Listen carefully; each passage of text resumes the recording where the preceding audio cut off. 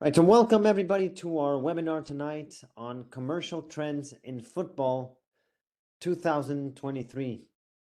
My name is Diego Valdez. I'm the Director General at SBI Barcelona, which stands for the Sports Business Institute Barcelona. I'm sure many of you connecting already know us, but for those of you that don't, we specialize in providing education for those looking to start or move into leadership positions in the football industry.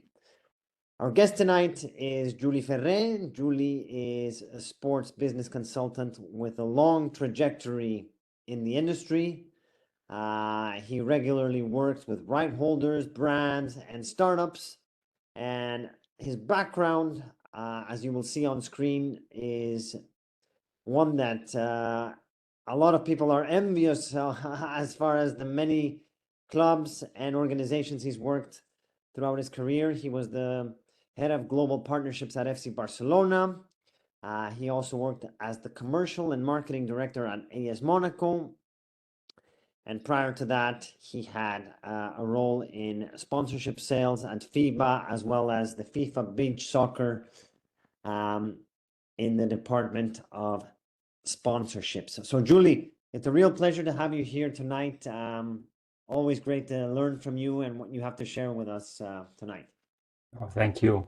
Thank you, Diego, and everybody connecting in this summer evening or afternoon, wherever you are, can depend. But I really appreciate, Diego, the possibility to have this session in summer and go through some commercial trends and just have an exchange with the SBI family. It's always good fun and good and it's a pleasure. So thank you for having me.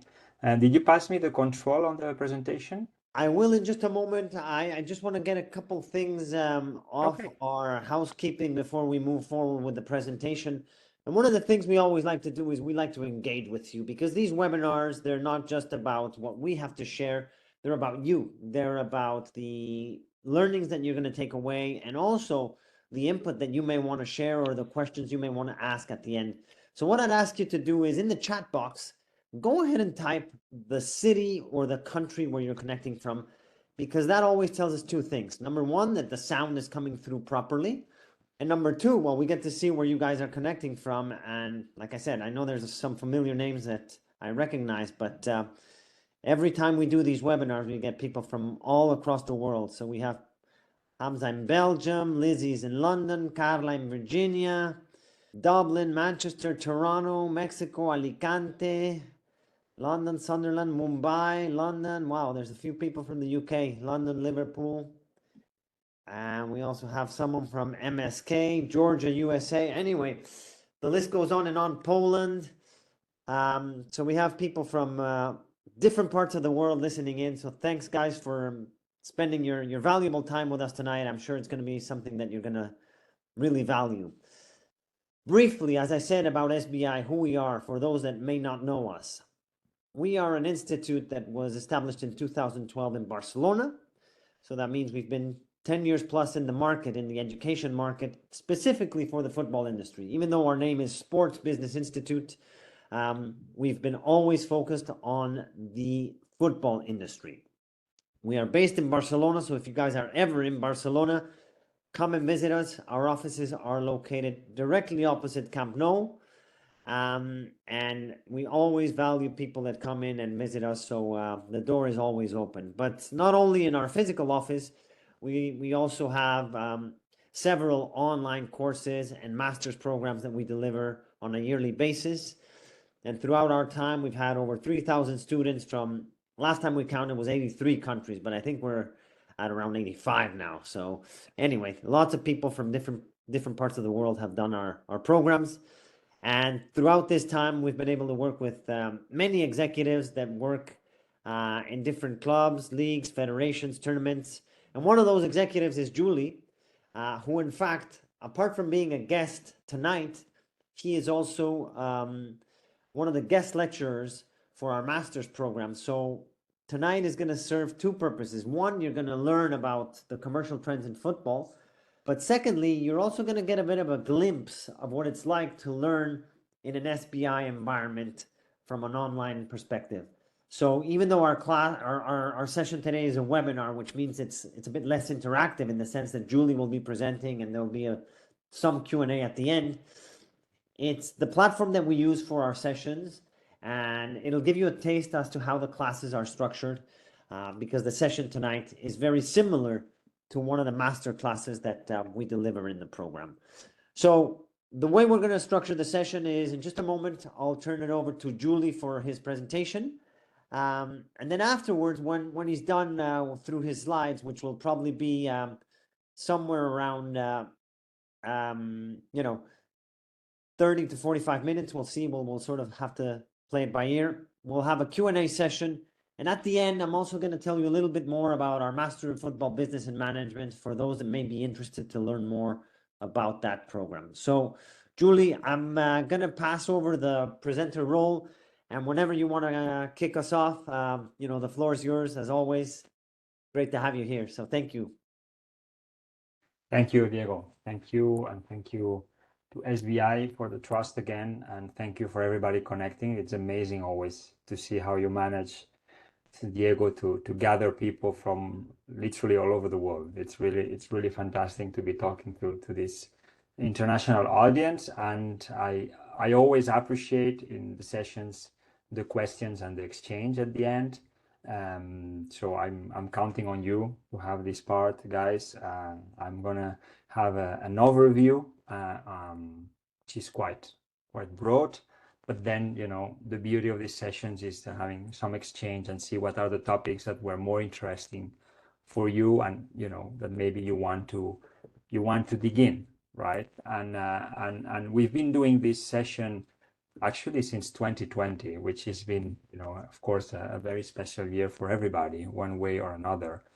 And I think it's the first time since that I can really say that sentence, right? That the pandemic is history. Like, when we did the first one in 2020, we were in the middle of it. It was still pretty hard.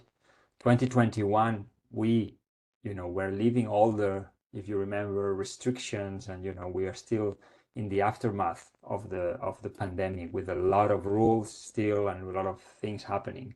And 2022 was like the year where, things started to be really normal, and now we're in 2023, and I think we are really craving to have to be able to say this sentence that the pandemic is behind us, with a lot of effects that come out of it, and unforgettable years. But I think we can say it's really behind us. So that's extremely good news. And we were talking about what the pandemic will bring, how it's going to change not only the world of sports, not only the world of football, but actually our societies, right? And I have to say, and I know I don't want to open the debate to all the society, but we talk about sports in particular.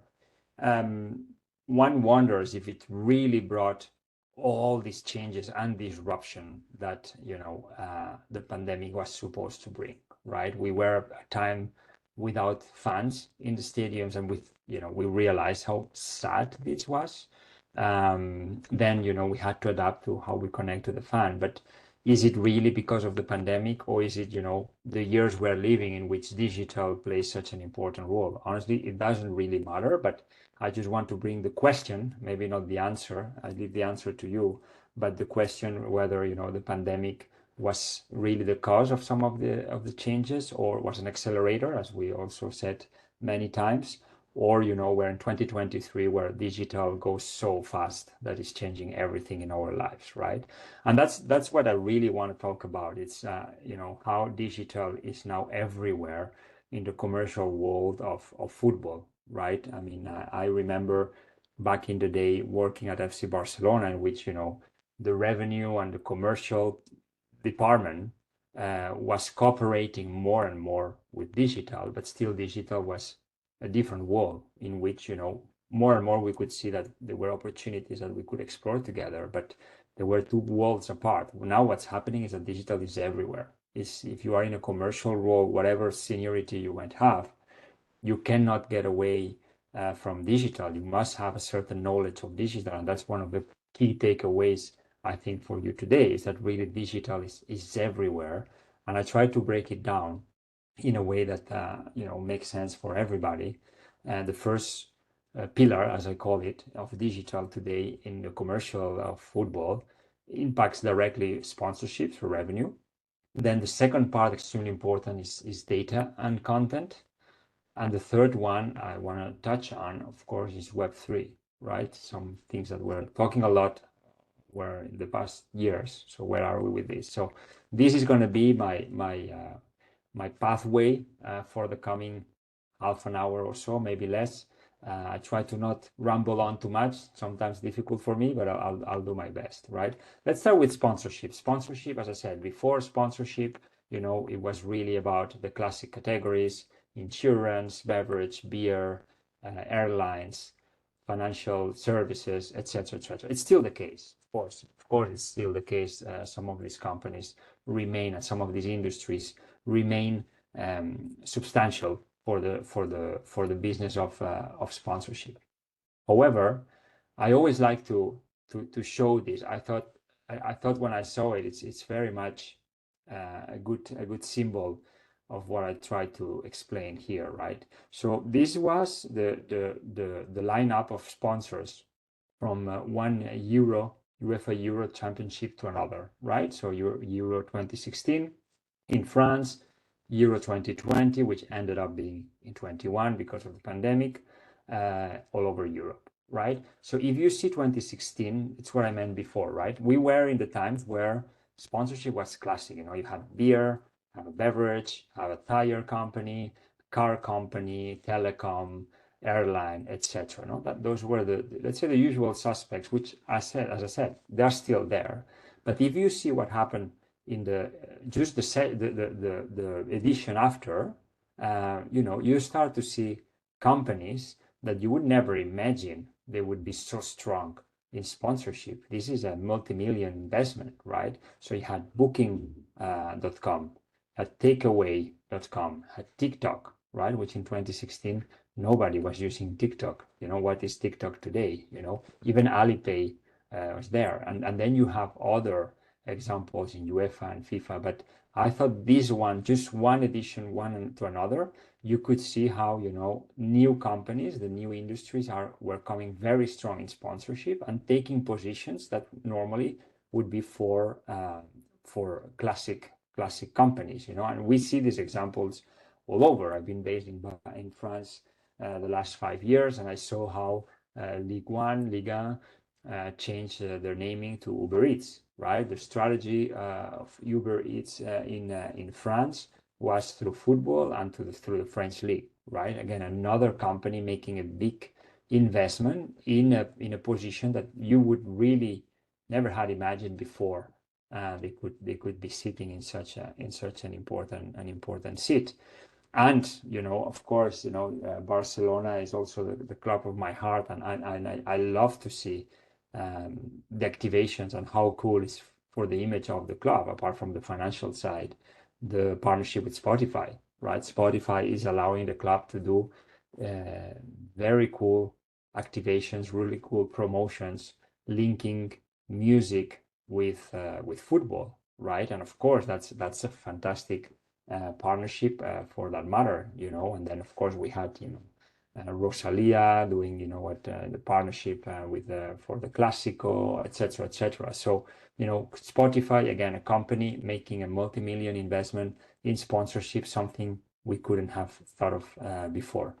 And then what we experience also in this new economy, new companies, and that's something that maybe 1 year ago was still, was starting to crumble in a way. But we started to see a whole new industry developing before our eyes, which was the crypto companies, right? Crypto companies were coming in with cash, liquidity, and especially in the years 2021, where it was very difficult for the traditional companies, so many of them, to invest very strong. These were the aggressive guys in the market and started to buy rights right and left, right? So we saw very strong partnerships. We have Binance with Cristiano Ronaldo, and in the front of the jersey of Lazio, and in the back of the jersey of Porto.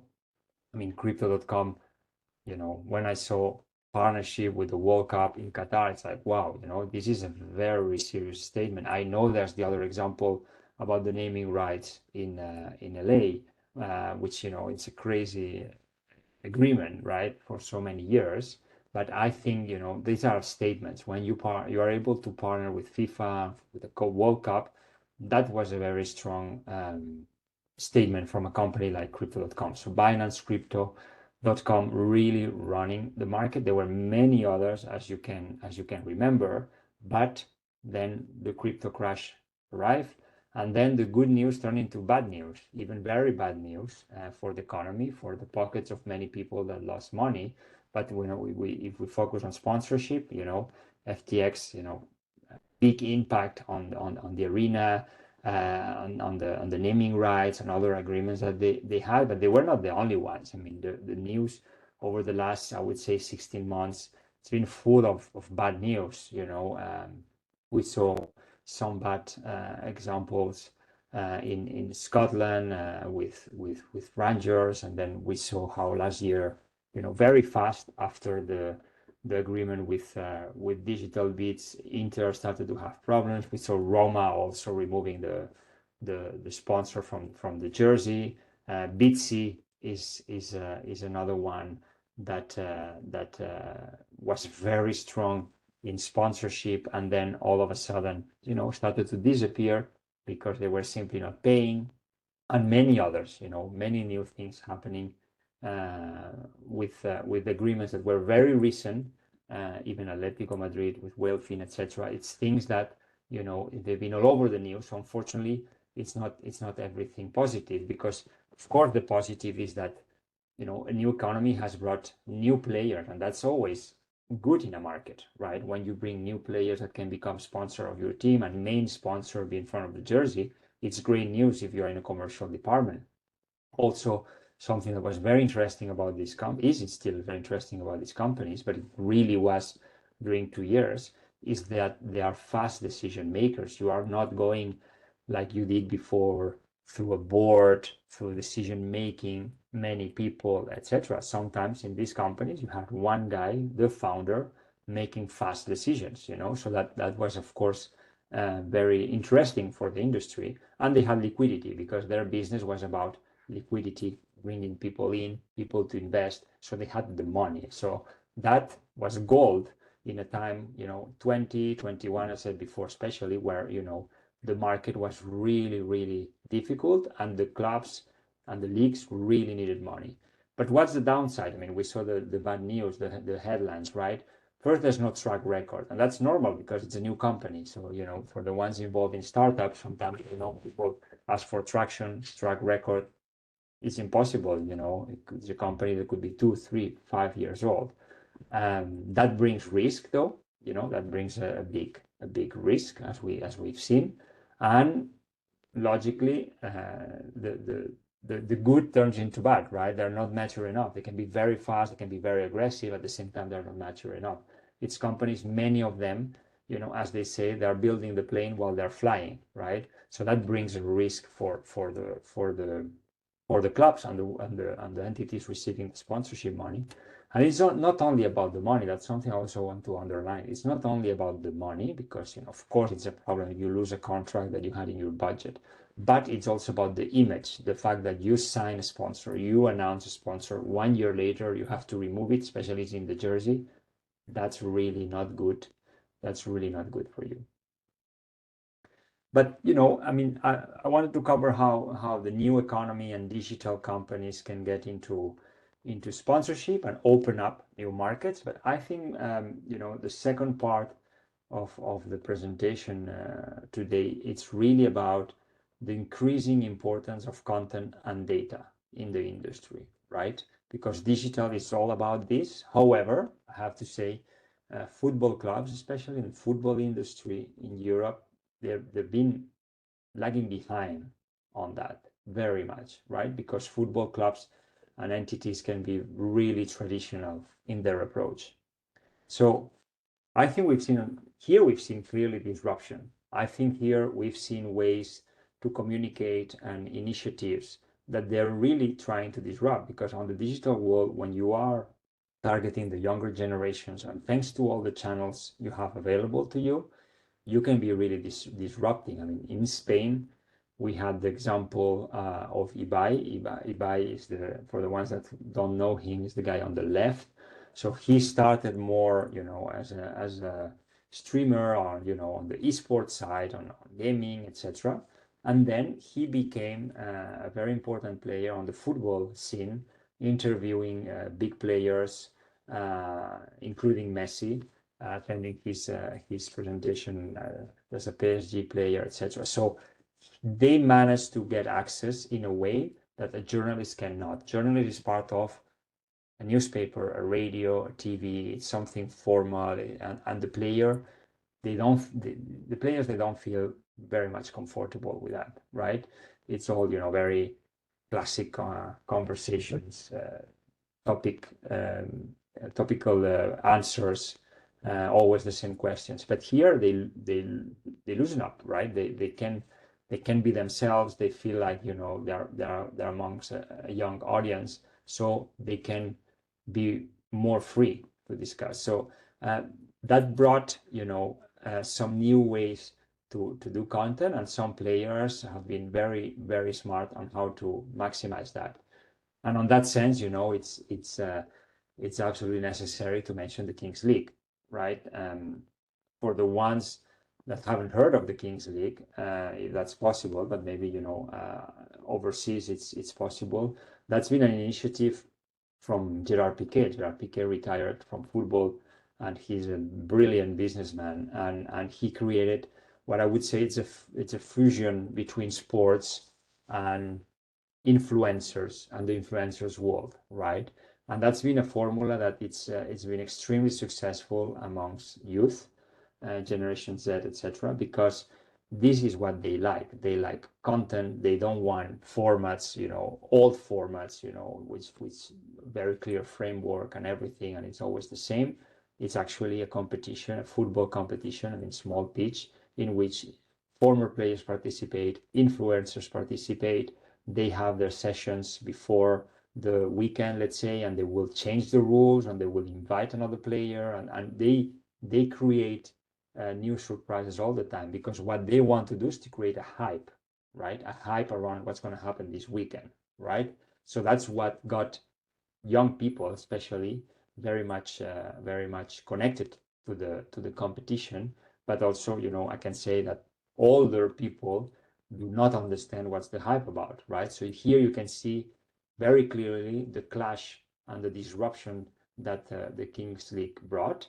And these are some of the numbers that were published about what they did. So you can see, in terms of disruption and how you create content and how you create your own content. That's something that's also a topic that I will be bringing in during today. Is, if you see that 76% was through Twitch, that means that actually they created their own content there, their own platform, their own channel. That's both the games, and that's also, their sessions that they had all together, all the presidents, as they call it, from each club, which were famous people, streamers, etc.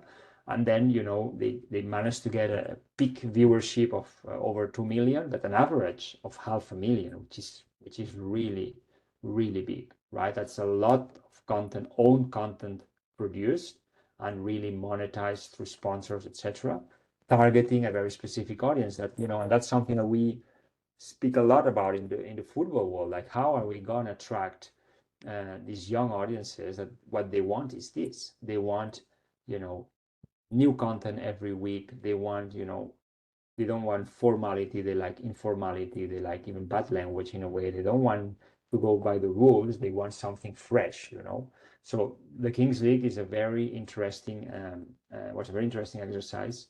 I think the challenge is how you maintain the hype. The Kings League now is going on again, another edition. I'll be very curious to see the stats, but I think naturally the hype has gone down a little bit, and that's at least my perception. So when you live on the hype, your challenge is how you keep the hype. But anyway, it's been announced that they will be bringing into other markets all over the world. So it's a formula that clearly has something very interesting and it's worth looking at.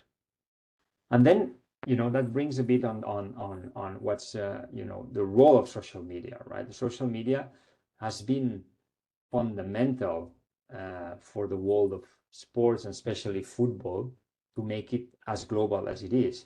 We had, let's say in the 70s, 80s, the boom of the football broadcasting, of the international broadcasting, which all of a sudden, people would watch football from England, especially England. They were the best. They've been the best always. They still are on international deals, so people all over the world could watch the Premier League, could watch La Liga, etc., Serie A, etc., right? That's phenomenon is comparable to what social media brought in the first, let's say, 15 years of this century, right? Incredible numbers, giving access to people all over the world, young people. The only thing they need is a phone, which everybody almost has in the world, and bringing on new audiences. But what happened is that social media was great in terms of numbers, and it was a popularity show off, and still is. How many followers FC Barcelona has, how many followers Real Madrid, Manchester United, you name it. Numbers, with a huge impact to build these audiences. But it's the downside of this, that when the clubs were very keen to build these audiences and these communities in social media, they were not monetizing. They were not keeping the data of the fan, and it ended up with very low engagement. So, the ones monetizing, the ones keeping the data, they've been, the big social media platforms, right? So Facebook, Instagram, Twitter, they've been keeping, all these communities in their platforms. But actually, this is a fan base, not of Facebook, it's a fan base of the club.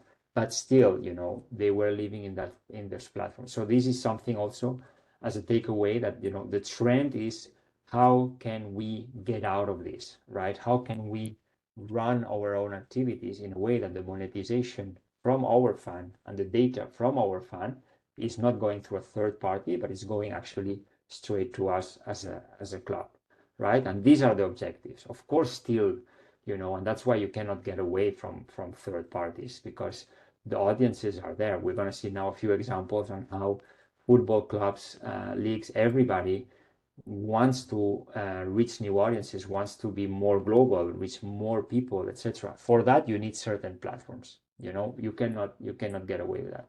But at the same time, and that's something that, on the right side, it's growing, is initiatives from clubs to capture data and monetize it, right? It's your fan, so why should a third party benefit from it? Okay, it's a necessary evil. Okay, fine. But what can I do as a club to keep also this relationship with the fans? So we're gonna go through that now.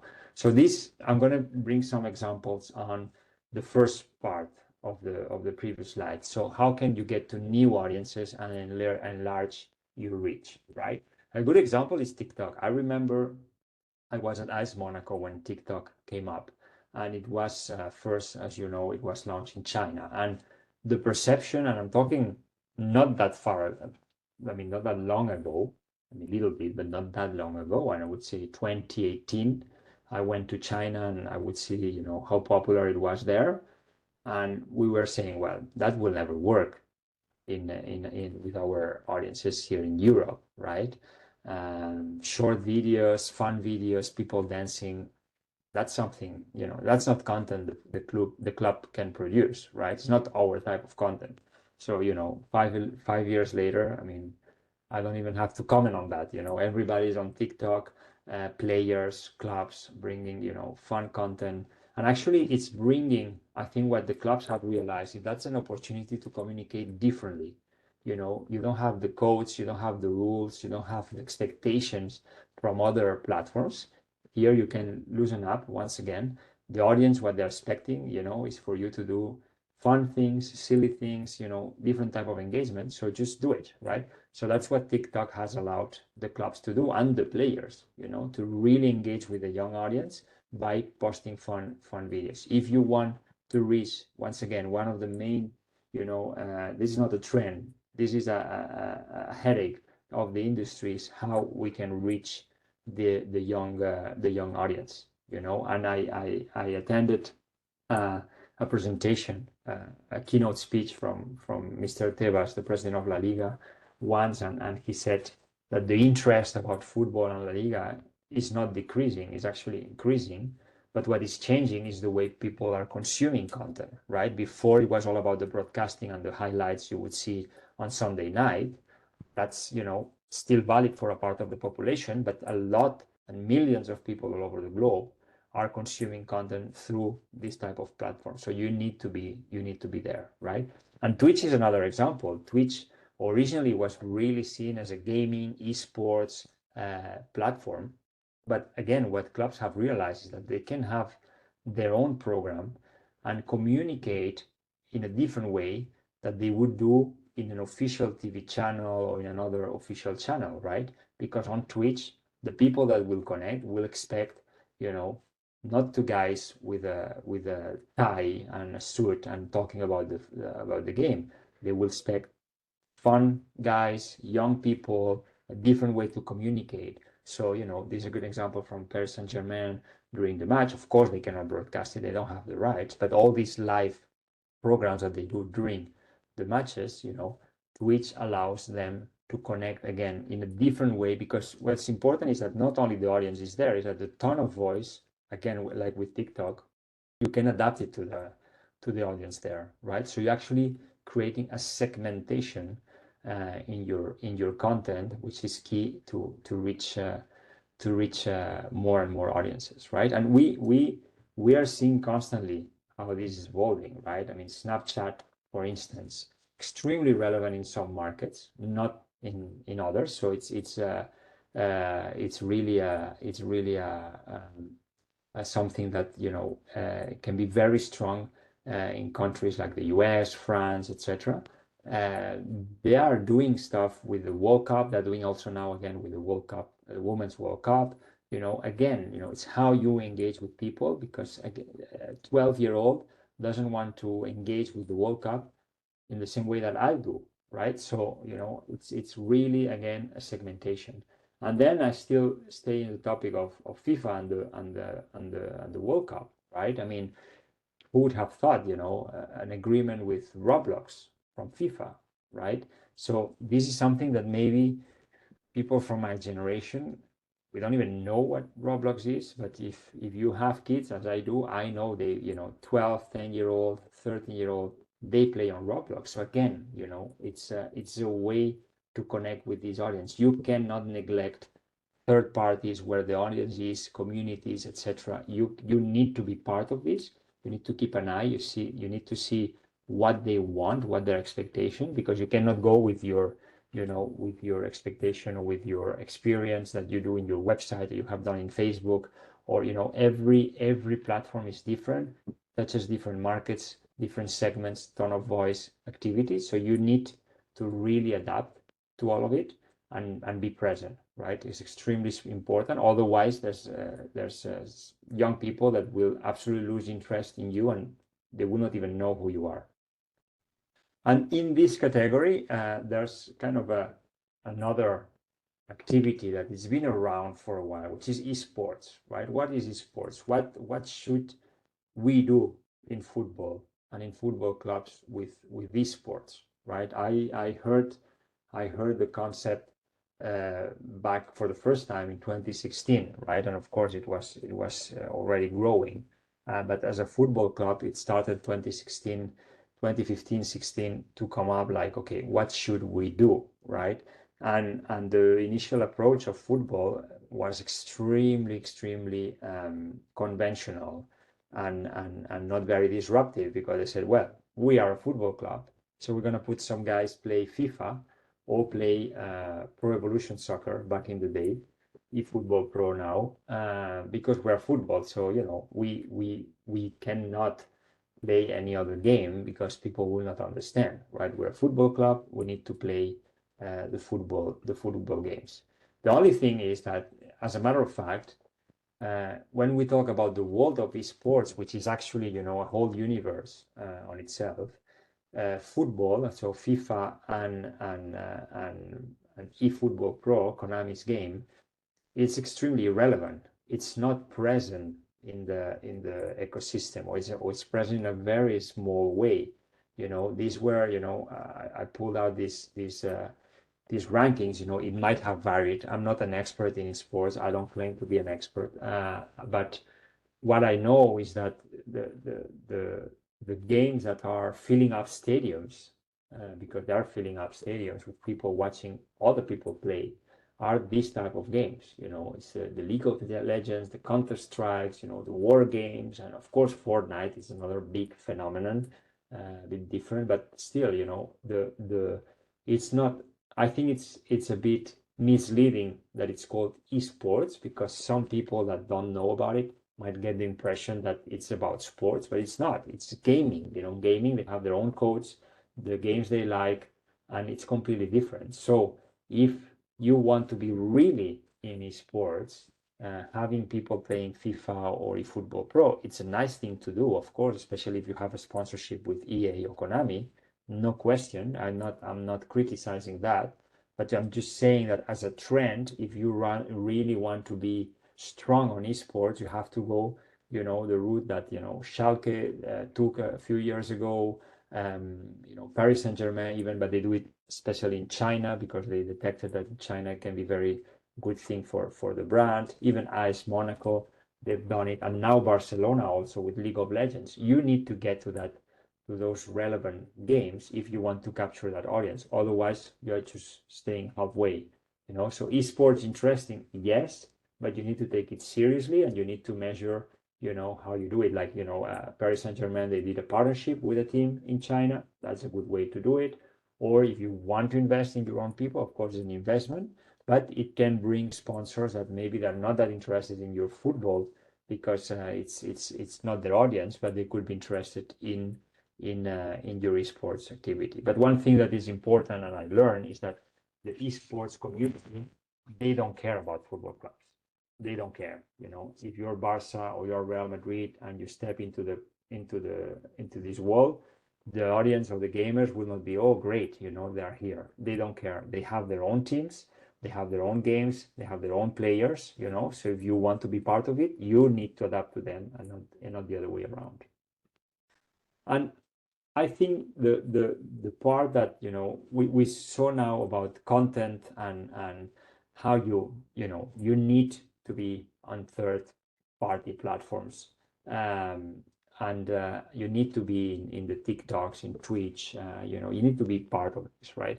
But in parallel, if you remember my slide, there's the second pillar, in which is like, how can I be talking directly to the fan, get their data, monetize it, do something direct to fan in the same way that in other industries we have the term direct to consumer.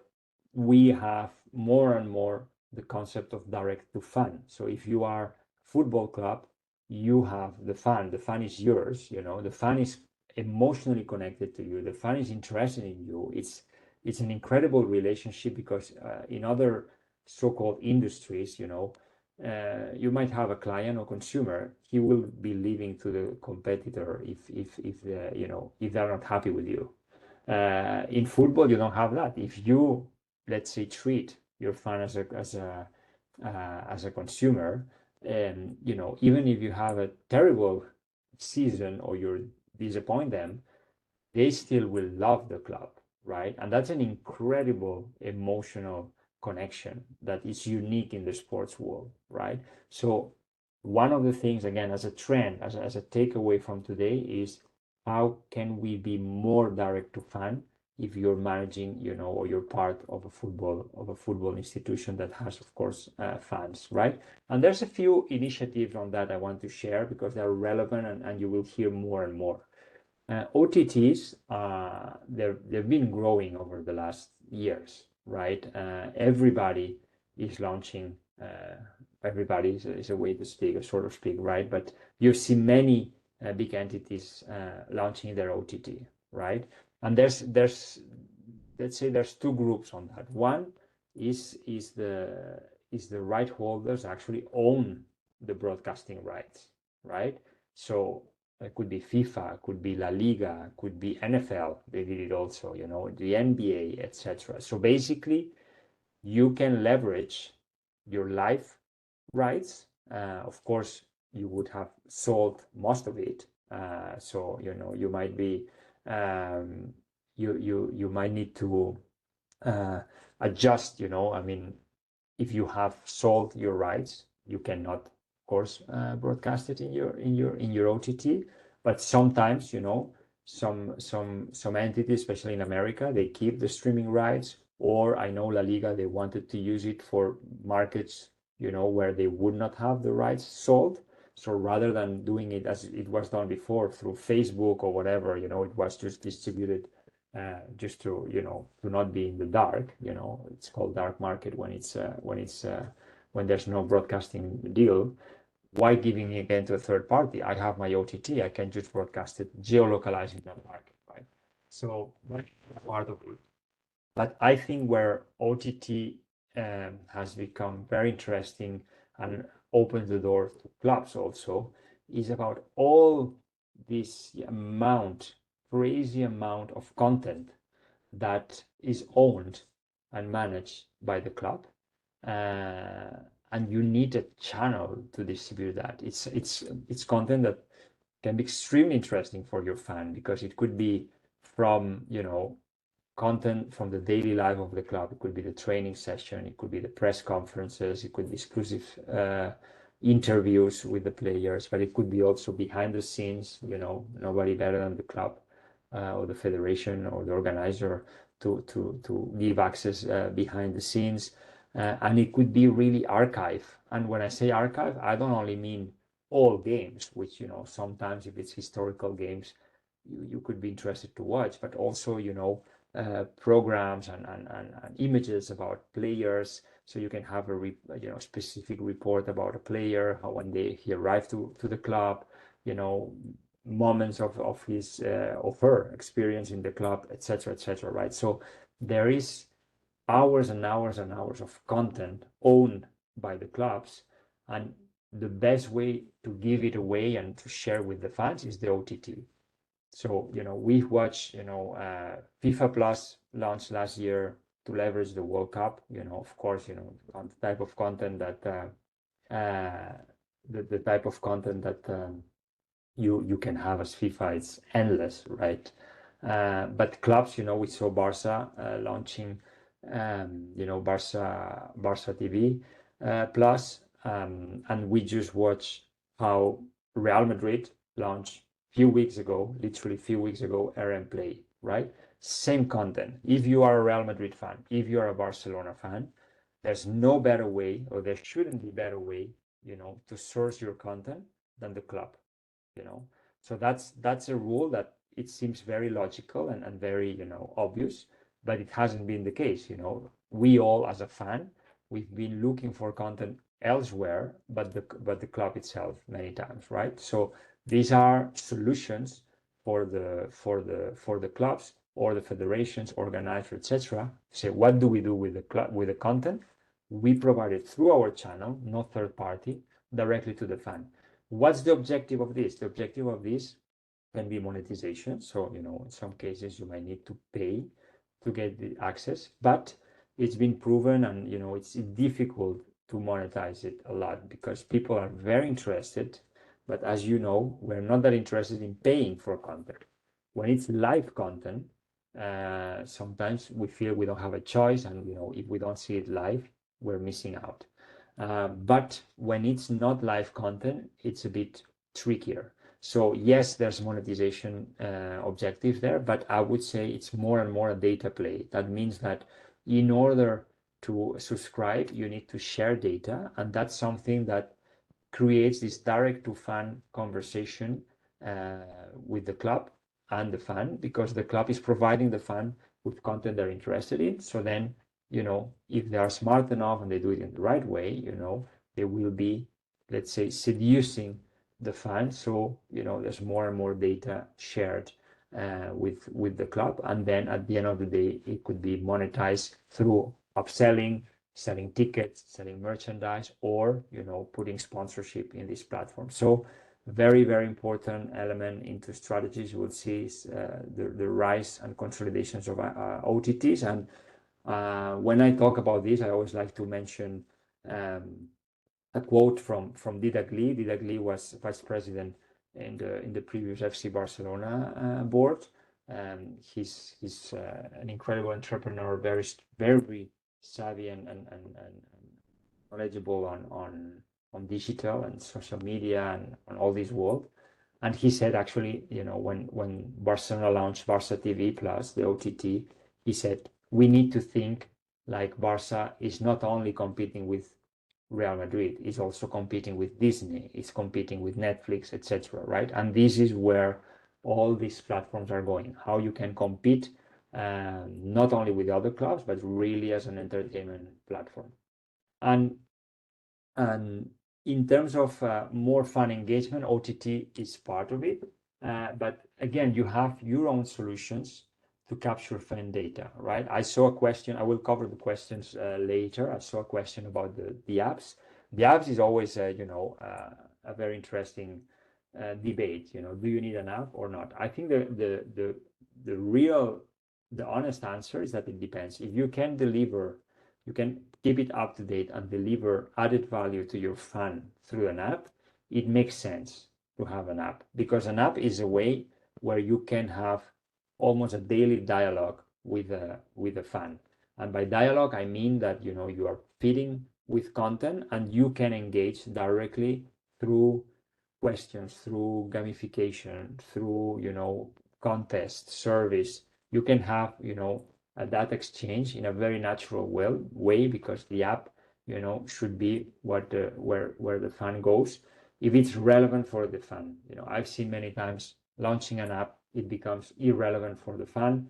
Then if you as a fan, you don't care about the app of the club because it's not providing you any value, you're gonna go elsewhere. You're not gonna use it, right? So it has to be extremely valuable. But if you manage to deliver value, it's something that I would strongly recommend to go for it. It's costly to maintain it, because there's content and there's features and you need to keep feeding it so it becomes attractive.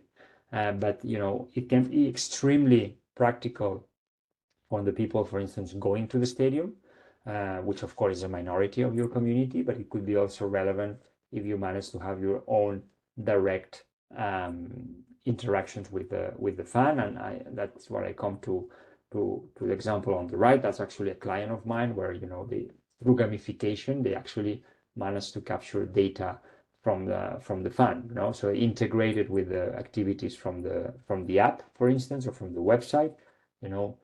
Questions about predictions, questions like trivia, games, gamification. It's a very important element for your own solutions to get engagement and data from the fan, right? So this is to say, the summary here would be yes, produce content for big audiences, go to the where the audience is, segment it so you can have the right strategy in terms of content, become relevant everywhere you can, of course, but at the same time run your own activities, your OTTs, app, gamification, contests, etc., in a way that slowly you're getting more and more data from your fan, right? So it's a dual strategy in terms of content and reach. And then last part of the section is Web3, right? And here we have to talk about what's happening after the initial boom. Again, 2 years ago we were having this session in summer. It was all about NFTs and fan tokens, and they were going through the roof. I remember, when Dapper Labs threw the first NBA collection, it was going crazy. Everybody wanted to be part of it. It seemed like it was going to be really an incredible thing. And this is what company like Deloitte was saying about NFT trade for 2022. That was something that was published in 2021 in the last quarter, and it was just a projection seeing the boom of 2021. Basically, it was saying, if we continue with this trend, 2022 is going to be, absolutely crazy. Excuse me.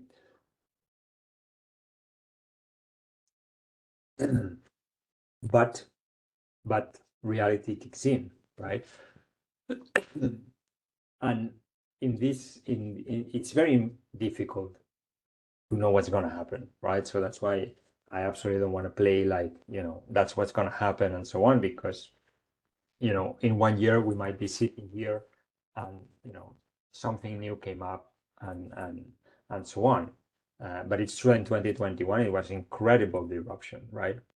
But I think one of the interesting things to see always in any industry is to seeing what's happening with the big players, right? What those are really trends, right? If you see that big companies are investing or they are growing on that, that's a good indicator.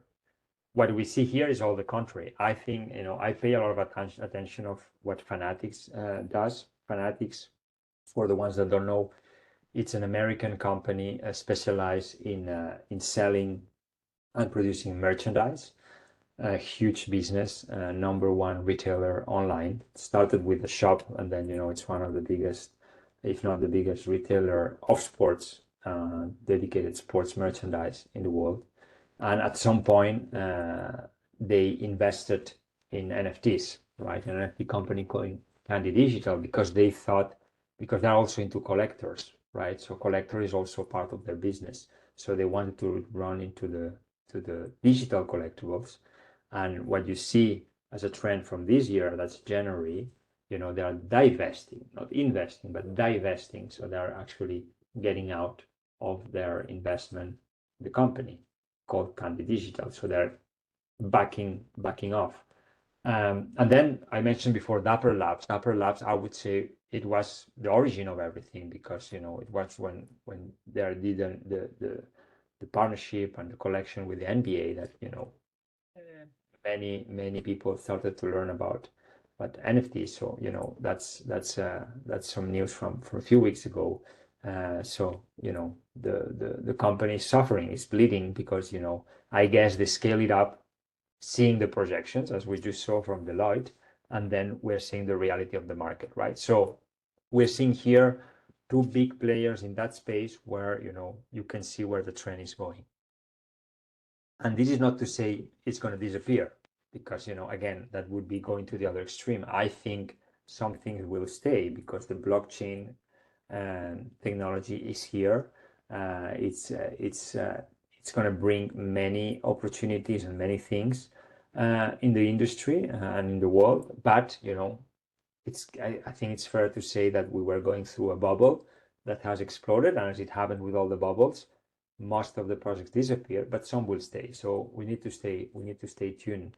And talking about disappearing, I use this slide since 2020, to be honest, and that was something I wanted to put together, saying, well, look how complex this ecosystem is, because these are something, and many of these names were not even there, in 2016, 2017, even 2018. Some were starting to be there, but all of a sudden, from 2020, 2021, and so on, we started to have an ecosystem which was actually not only digital anymore, but was really spreading in other activities of the clubs, in sponsorship, revenue, ticketing, etc. And I use the same slide. I do it on purpose because I'm starting to put the ones that are not there anymore. So Bitsy and Socios.com were the two main players of fan tokens, and Bitsy, they had partnerships with the Brazilian Football Federation, with MotoGP, with the Spanish Football Federation, and others. So they were not a small players, with FIBA. I mean, so many, right? And then it all started well, and then it just had to disappear because the bills weren't paid. Digital Beats, the same thing, right? I mentioned before, Roma and Inter Milan, FTX also. So we're seeing, we see Dapper suffering. So, but some are maintaining their positions, and some, are preparing for the next step of the evolution. Because I think what is also fair to say is that we are in an evolution. So Socios.com it's been also developing the business in different directions, always with blockchain, always with sports, but not only about fan tokens. I think Sorare also have been doing interesting things to diversify a little bit. So we'll see where this goes. So a very, very dynamic ecosystem in which, again, maybe next year, if Diego is kind enough to invite me to have this session, this slide will have changes. Hopefully it will be more additions than people falling from it. But I'm sure there will be more things happening.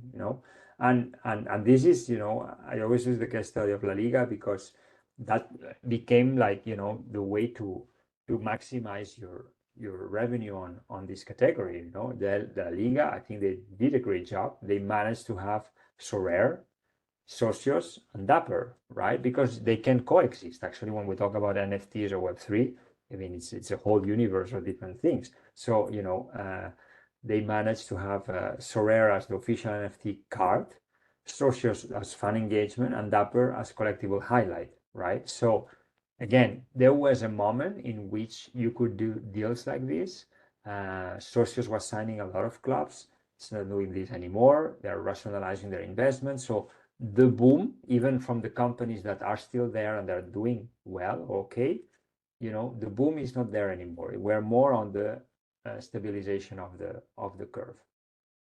So what's coming? And that's really my last slides on things that I find interesting that is worth following on, right? And these are just personal things that I think is interesting. Hopefully you find it too. Very interesting to see what's happening with EA, right? I mean, EA, as you know, last year they announced the partnership with FIFA was coming to an end, right? Which brought the question like, who's losing more, right? Is it FIFA or is it EA? I'm more inclined to say that EA, because they have the game, and if you want to play the game, you will still play the game. Call it EAFC, whatever you want to call it. It's very interesting to see how they sign the naming rights of La Liga. So now it's La Liga EA. The big launch they've done last week with all these players, Erling Haaland in the center, in the cover of the game, and many things I think we can expect, because not only EA is the leader of the category, is that now they freed up millions, a lot of millions that they were investing in the license with FIFA.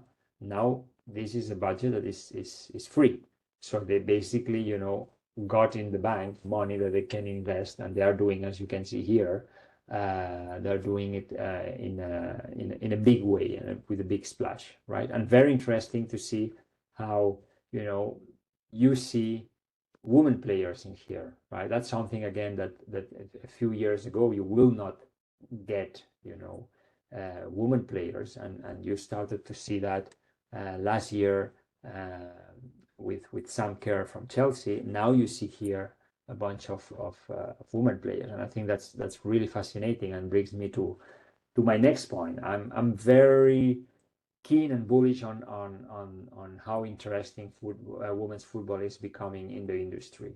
Beyond what it represents for girls all over the world, and I see it myself with my own, and how they inspire and empowerment. Apart from all of this, which is phenomenal, I think talking about business, it's about sports business. I think it's a great opportunity. I think that you don't get yet to the levels of investment of men's football, but you get associated to a rising sport, rising numbers all over, and all positive values.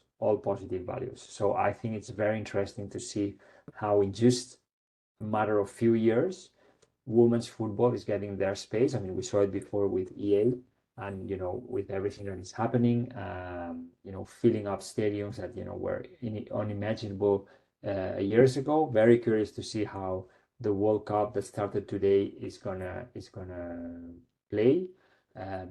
Being in New Zealand, I think there's gonna be a challenge in terms of time difference, unfortunately, for at least our part of the world. But I think it's gonna be great to see how this plays out and how new opportunities come for women's football. So I'm very, very keen on seeing how this evolves. And another topic that I think everybody can find quite fascinating is that, there's many investments happening outside of Europe. So Europe is the cradle of football, no question. The best football is played in Europe. The top clubs are in Europe. But we've seen very interesting movements in the last year. Saudi Arabia is really one of them. Of course, they're investing millions in order to bring players, as we've seen. Cristiano Ronaldo led the way, as he said today, actually, how he led the way and he was being criticized, and all of a sudden now many players are following. And I think also fascinating to see Messi's arrival in the MLS, right? I think it's great, and that's why I call it the Battle of Giants, because these guys they were fighting, in a very nice way in the competition to be the number one, and they were, the flagship of the sport. And now both represent two different models at the end of their career. You have Cristiano in the Middle East and leading, this revolution from Saudi Arabia, and Leo that, decided to go through another path and through a very creative agreement, including Adidas, including Apple, and other, elements, the American way, business driven. It's going to be very interesting to see how this plays out for him and the MLS, right? So I think it's worth watching. We've already seen the impact they had in their respective teams, but I'm very curious to see how this plays into the legacy also that they can bring, besides the boom of their presence while they play in Saudi and in the US. So just the key takeaways, and that's the end for me. So number one, after pandemic, we are in a scenario in which many elements happen very fast, and we are more now into stabilization phase. However, there are some elements, point number two, some elements that are common: content, data, entertainment, monetization. That's going to be, for sure, the driver of the industry. Then anything that goes around, they can, come and go, etc. But content, data, entertainment, and monetization, for sure, it's a key, it's a core for the commercial departments in the industry. Direct to fan, again, more and more it's going to be on the rise, because it's extremely important to be able to connect to your fan. And then, again, things to watch is big investment initiatives that happen outside of Europe, right? Because the money is in other markets. It's not in Europe per se. So investors are coming from outside of Europe to invest in Europe, but also to invest in football in their market. So it's going to be very interesting how this impacts, the other elements that we discussed. So that's from my side, Diego. I think we can hit the questions. Thank you, Juli. Yes, please go ahead and type your questions in the chat box, and we'll get to them in just a moment. So thank you very much, Juli, because it's been really eye-opening to listen to your insights. You've provided us with invaluable perspectives, and we can definitely see that, among other things, innovation and adaptability are crucial in order to stay ahead. And what you've shared with us today is exactly that. We've seen how things have evolved, as you said, since we started doing this session in the summer in 2020, or around that time, and now looking at it today. So we'll look at questions in just a moment. I did want to just briefly talk about our Master in Football Business Management. So while you guys are typing your questions, I'll tell you a little bit more about this. It's a program that is designed for those that want to get into the football industry, that want to build a career in the business side of football. And it's essentially a program that is focused in 4 key pillars. And I'll run through them very quickly so that we get to your questions. But the first one is knowledge, having people like Juli that deliver the sessions week in, week out, so that you understand what's happening in the industry from professionals that are seeing it, day in, day out. So that's the first element that we look to cover in the master's program. Evidently enhancing your network, providing you opportunities to connect with professionals, with peers, and with other stakeholders that you can engage with during the program, so that you can build a network and amplify your connections. We also work closely with participants with mentorship sessions. In fact, Julie is one of the mentors, and we deliver personalized, customized mentorship so that you have a career path that is clearly laid out for you with the assistance of our mentors. And then finally, practical experience, making sure that you have opportunities to do internships, to work with projects that are commissioned by football clubs and football organizations. And then we have a couple of face-to-face touch points. The first one is in Seville on September 21, 22, when we go to the World Football Summit. So that's included in the tuition fee.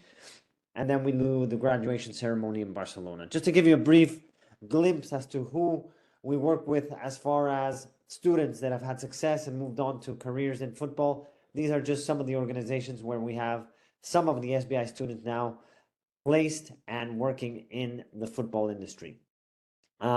We've had numerous professional players do our courses, including top Premier League players, which you see there, the likes of Wes Morgan, Troy Deeney, etc. And it starts in October 16th, although we do go to the World Football Summit on September 20 and 21st. It's an 8-month program. Language is 100% in English, and there you see the tuition fee, 7,500 euros. It starts in a couple months, so if you're interested, get in touch with us, and we'd be happy to tell you more about it. But for now, what we want to get to is your questions. So let me go back to our slide here so that we can get some of those questions answered. And I see that we have a question from Ganem, and he says, sorry, I'm just trying to read it here. Are there limits locally, regionally, and internationally for the size of the sponsorship? Well, I mean, it's a very broad question, but I'm not sure I understand the question, to be honest. I mean, there are no limits per se. I mean, of course, the bigger the market, the bigger the sponsorship, right? I mean, if it's, that's why normally, especially, big clubs, they have different levels in which, you would have the global sponsor, which is, the highest paid package level. And then you would have regional, which could be, Africa or Southeastern Asia or whatever, a region. And then locally is, really your local market, right? And I think, again, it's about segmentation, it's about finding the right packages. So there are no limits per se. It's just that, it's the size of the market will determine proportionally how big can be your sponsorship package. Just a little bit of additional context from Ganem. I'm just reading the original question. He says, how big of investments are too big? Some clubs were denied by the federations, such as Almeria, being a small club in La Liga, refusing to accept high sponsorship offers. Are there regional and international limitations? Anything else that you want to add on that, Julie? I honestly don't know the case of Almeria that he's referring to. I think what happens sometimes, and that's La Liga and UEFA even, the sponsorships have to be market value. So if there is a sponsorship that comes through the ownership directly or indirectly, and it has no market value. So I'm going to make a very silly example, but just to make it clear, right? If Barcelona's front of jersey is 60 million, let's say that Betis cannot get 80 million for the jersey, right? I mean, even if they have a contract with a company, you might think that there's something behind this, right? So I think sometimes what leagues and UEFA does with the financial fair play Whether you agree on it or not, or how strong it can be, that's a different debate. But apart from controlling the numbers, it needs to have a certain consistency with the market value. And maybe that's where this is coming from. Right. Excellent. Thank you, Ghanem. Lizzie has a question as well. Thank you, Lizzie, for the question. And she asks, do you think women's football commercial trends will continue to align with the men's game, or because they've had different target audiences, you think they'll go down different routes? And if it's, you know, the latter, how so? So I think that there's been a common mistake in the industry, and I mean it was just a matter of maturity, in which, you know, companies would be doing sponsorship of women's football, and because they were so used to do men's football sponsorship, applying a bit of the same activation. And I think this is changing too. I think that the target audience is different. It's just different. I think you need to activate differently. I think that, you know, not yet, you cannot piggyback on huge numbers. You can piggyback on growing numbers, and very interesting in some markets, you know. And being from Barcelona, I mean, we've seen here firsthand how this has become a very important community element, interesting a lot of people and expanding the fan base of the club, I would say. You know, I went to the Barcelona-Chelsea semi-final in Camp Nou for the Women's Champions League. It's just different audience, different atmosphere, you know, different way of looking at this, at the sport. And brands are starting to understand that they need to adapt to that. So I think my personal opinion is that the trends will, more on the activation side, will differ from the men's, also because it has a lot of positive in the lines of empowerment, of how you can connect with the dreams of young girls. Nothing is impossible, etc., etc. So I think it will go more down this route in the activation. The activation has to be different because the storytelling is different, you know. And I think you cannot compare women's football with men's football. I think that's a debate that is wrong per se. I think you need to see, okay, what's strong and what's different about women's football, the following, the fan base, the interest, the values, and then adapt to that. It's like an extension of an addition, an extension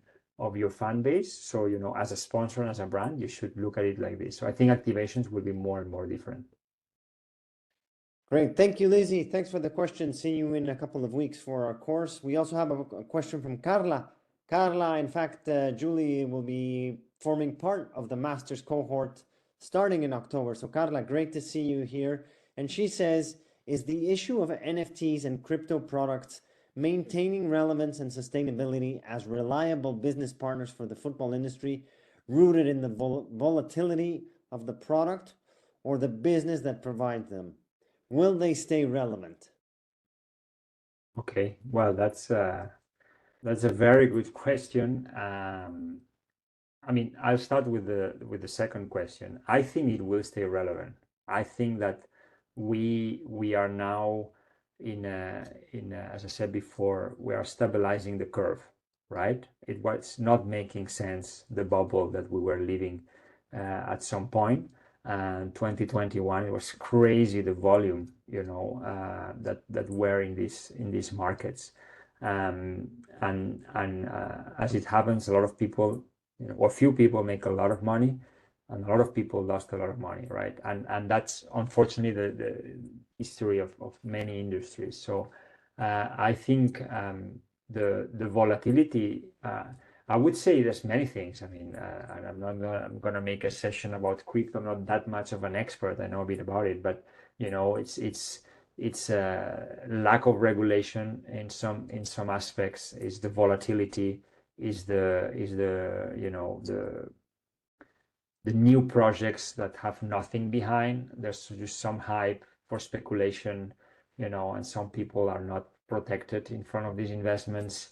There's many things that make it, you know, very not very trustworthy, right? And I know many people are into it and think it's great, and that's why I don't want to get into the crypto subject per se, but it's clearly volatile, not regulated, and has, you know, because it's not mature, as I said before, it has some bad press too, you know, and we've seen with some of the projects falling down, you know. I mean, one was in the cover of Forbes, and then, you know, a few months later was was going to prison. So it goes too fast. I think it just goes too fast. We need to let it stabilize a little bit.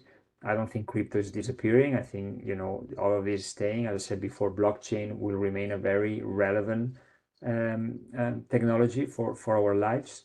And I think we just need to find a way to see how to make it really relevant for the sports world. You know, there's some interesting ideas, like, you know, before you would be collecting your ticket because, you know, the design of your paper ticket was special, you know. Now everything is digital, so maybe the tickets can become NFTs per se, for instance. You know, that's one of the ideas that I heard. What's the value of this? Well, it depends, right? If it's the Champions League final or the World Cup final, it can have some value, right? As it was with the paper. So I think some of these things will be here to stay. Some things, you know, I mean, some people say it's going more into a bit of a loyalty program, you know, linked to the direct to fan. You know, why not in this ecosystem that you build with your fan? There's some NFTs that could be relevant for the fan. Why not fan token that becomes part of an ownership of the club? You know, that, you know, it's a minority ownership, of course, but having a token means something if you're a fan. That's something that blockchain allows you to do, right? So I think we're going to see more mature and interesting activations around Web3. You know, the crazy days of the boom and the bubble are behind us, because it didn't really make sense. There's not that much value on everything that was in the market, and that's always a bad sign. Excellent. Thank you for the question. Well, we have questions from Oliver, Danny, Amado, Gavin, and Ivan. So we'll try to get to as many as we can. I think we can actually discuss the question from Oliver and Danny in a similar manner, Julie, because let me just go back to them. But Oliver asked, how do lower league clubs best target commercial growth?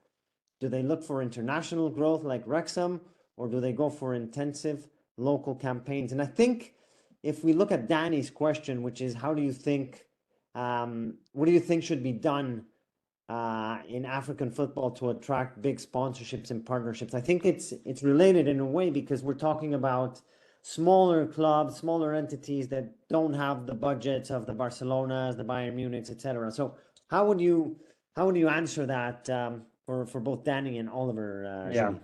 No, it's a great question. First, I think Wrexham is a one of a kind. No, I mean, I think that Wrexham is one of a kind, because, you know, they're being picked by celebrities in the US or North America, and have made it a phenomenon. I don't think you can replicate that. You know, it's something. And it's something that Wrexham did not look for. Let's say it's been an initiative from outside. So I would take it like an amazing case, extremely interesting. There's no question, but it's like one of a kind that, you know, will not apply, or I don't think it can be replicated. I think, answering more the generic questions there, I think that first of all, you have to realize that international is not relevant for everybody. This is a reality. At the end of the day, if you want to sell sponsorship, your first market, your core market, is where your audience is, right? Why Barcelona, Real Madrid, Bayern Munich, Manchester United started to go global? Because they realized they have a global fan base. They realized that their matches were watched all over the world. With social media, they realized that all of a sudden Indonesia was number one market in terms of number of followers. So that opened up many opportunities, like, okay, let's do something in Indonesia, you know, because we never thought of it, but now we have data that shows that we have millions of fans in Indonesia. So then they went to capture this fan and they went to look for sponsors there because it's relevant. But that's not valid for everybody.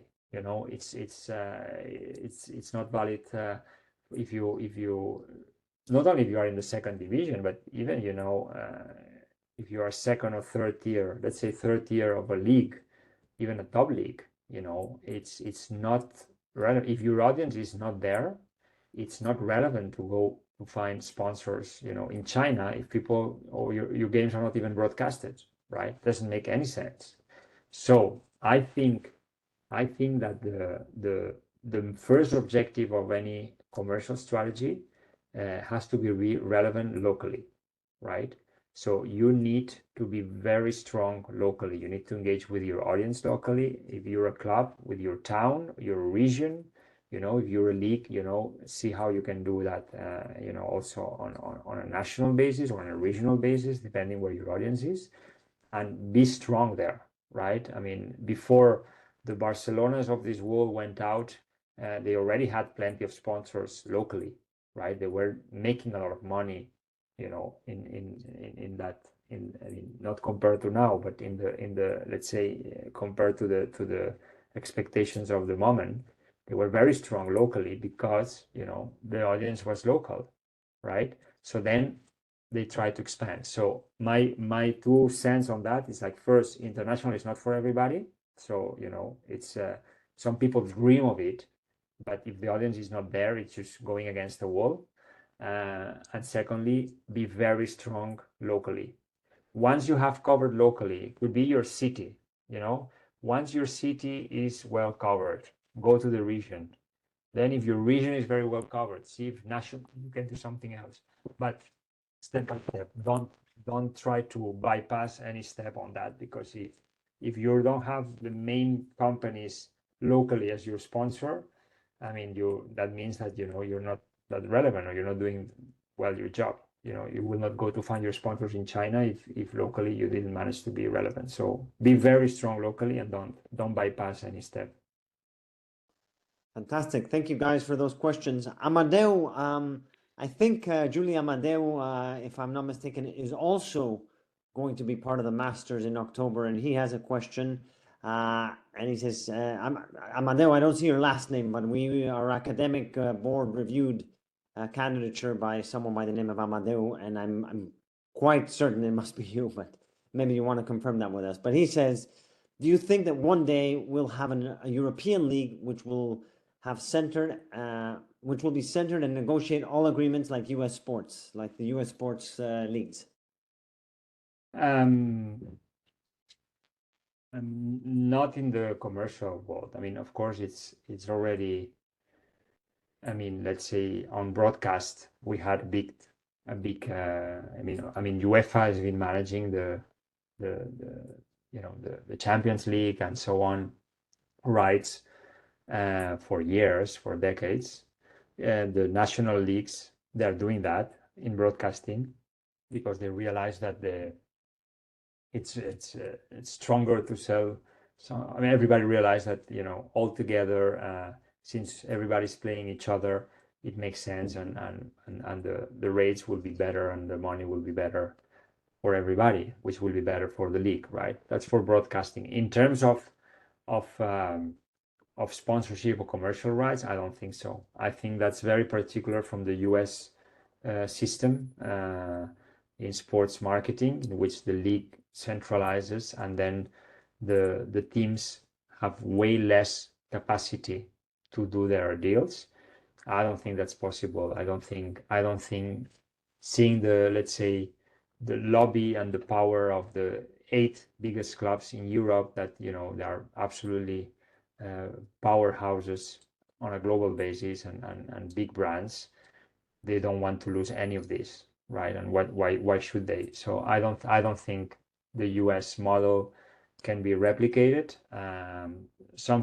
Another element linked to that is the salary cap. That's another US element that I don't think we're gonna ever see in Europe either.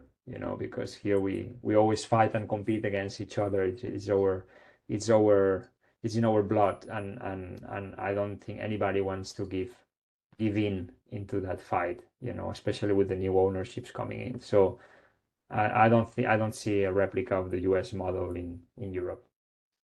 Great question. Thank you, Amadeo, and thanks for confirming. It is, in fact, Amadeo that will be joining us in October, so I'm sure he'll be asking many more insightful questions in the course, Julie. Excellent. So we have Gavin and then Ivan, and if I'm not mistaken, that's it. Or maybe we have one more, but we'll look to wrap up in about 5 minutes. So Gavin asks, are clubs leaning towards more eco-friendly sponsors? Can you imagine UEFA or FIFA promoting sustainability more? So that's a topic that it's because it's important in society, it's coming into sports, but again, it's very difficult. So I think you have some initiatives that are interesting into eco-friendly sponsors, and I think the most interesting case in Spain, for instance, is Betis. Betis, they have launched, they launched a couple of years ago an overall platform about eco-friendly, about sustainability, and it's been very successful because they actually managed to piggyback on this. And again, as we were saying about esports, and we saw the message from the chat saying that they did with rugby, and they managed to get sponsors that were not interested in rugby, but they were interested in esports. The same thing can happen with sustainability, and Betis is doing that. They have an initiative about sustainability. It's called Green, I cannot remember. Sorry, it's called Green. I need to look it up. Sorry, but they play with the fact that they play with green and white. So they play with the green element to have this eco sustainability angle, and they brought partners into this as a result. So I think we have initiatives like this, but I don't think clubs today are thinking if the sponsor is eco-friendly or not. One of the things about football in general and sports sponsorship is that, if you have a deal to be made, you make it, and you sign it and you get the money, right? We are not in the mindset of pausing and saying, oh, let's see, etc. I think we're going to see it more and more, but the reality is that apart from some specific initiatives, we're still far away from that. In terms of UEFA or FIFA, they are more active on that, or they're trying to be more active. It's very controversial because, of course, and that's the reality. Running an event, it's not eco-friendly at all, right? Because you're flying people, you're flying teams in and out. It's difficult. It's a difficult one, especially if you are the organizer of UEFA or FIFA. But if you read the renewal of PepsiCo as a Champions League partner, which was just released a few days ago, if I'm not mistaken, PepsiCo is a brand that is very strong because the brands will lead that, right? Not the clubs or the FIFAs or the UEFAs. The brands will lead that. PepsiCo is very strong on sustainability. So one of the core elements of their new renewal of the partnership is how they can make the competition more sustainable, right? So we're gonna see movements led by sponsors more than clubs looking for let's say eco-friendly sponsors. Excellent. Thank you, Gavin. Great question. We have a question from Ivan who says, I'm looking to scale my own consulting services in the football industry in North America. How would your certificate be relevant? Right. Well, I can answer a little bit on that side, and then Julie, I'll turn it over for your advice as well. But I would say, Ivan, that if you're looking to scale your consulting services, one of the things that you're going to need to develop is relationships in the industry.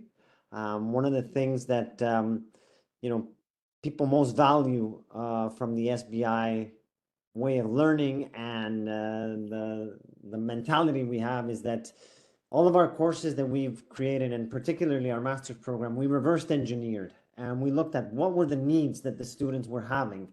And among the needs were, amplifying the network, getting more knowledge, having somebody that mentors you that can allow you to have a little bit more structure as to where you want to take your career or your business in your case.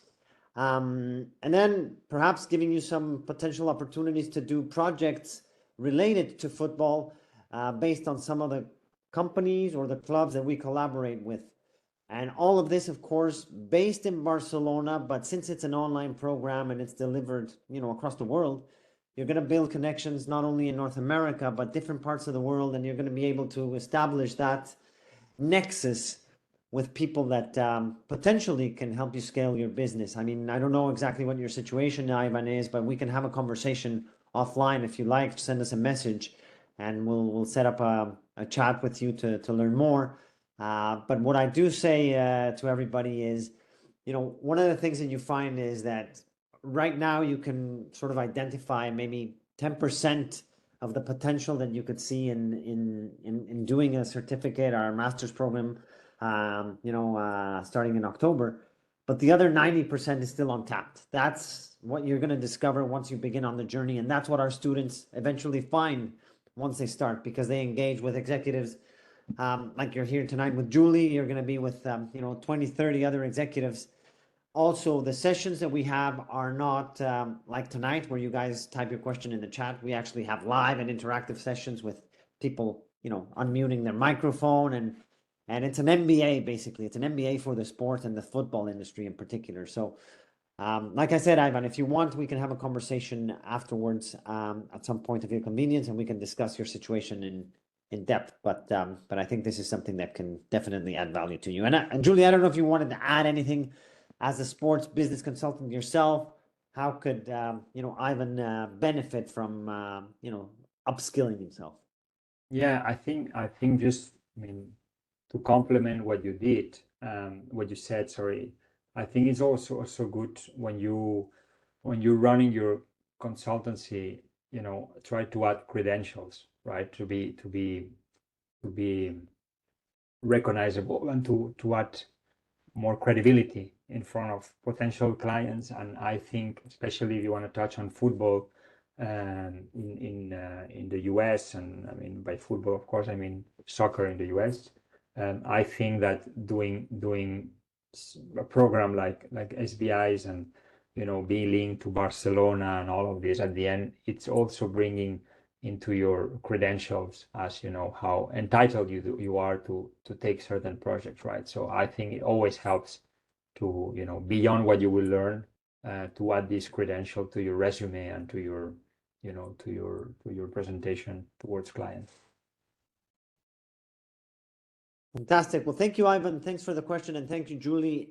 If anybody wants to learn more and wants to get in touch with us, there's our information. You can also reach us on social media. Send us an email. We'd be happy to hear about you and what your objectives are, what your aspirations are, and how perhaps SBI Barcelona might be the right fit for you with our master's program. Carla says she's looking forward to starting in October. Carla, it's great to have you here tonight, and we're very much looking forward to having you as well as part of the program. And there's a few others like Amadeo and others that are interested in the masters. But for tonight, it's been an absolute pleasure, Julie. As always, we've learned a lot. We take away so much from what you have to share with us. It's always interesting, as you said from the outset, seeing how the trends are evolving from the first time that we did this session a couple years ago, and how things are moving forward. And it's going to be exciting to see how the industry moves forward with new opportunities and new ways that those of you that are looking to establish yourselves and create a path in the football industry through a career on the business side, there's many ways to look at what are the opportunities coming up, and Julie certainly highlighted many of those tonight. So I'll leave you with the final word, Julie, to wrap up. And as always, we are thankful for your time, and we look forward to engaging with you in the master's program, which starts in October. Yeah, no, I just want to say thank you, Diego, again. Thank you to everybody. I always enjoy these sessions, especially for the final part where there are questions and there are, comments and so on. I think that's what makes it interesting for everybody. including me. And as Diego said in the program, it's really cool that we can actually exchange and have a conversation and everything. So I'm looking forward to another year of the Masters, Diego, and looking forward to October. Fantastic. Thank you, Julie. Thanks, everybody. Have a great morning, afternoon, or evening, wherever you're at. If you want to get in touch with us, there's our information. We'd love to hear from you. All the best and have a great night. Bye-bye, everybody. Thank you, guys. Bye-bye.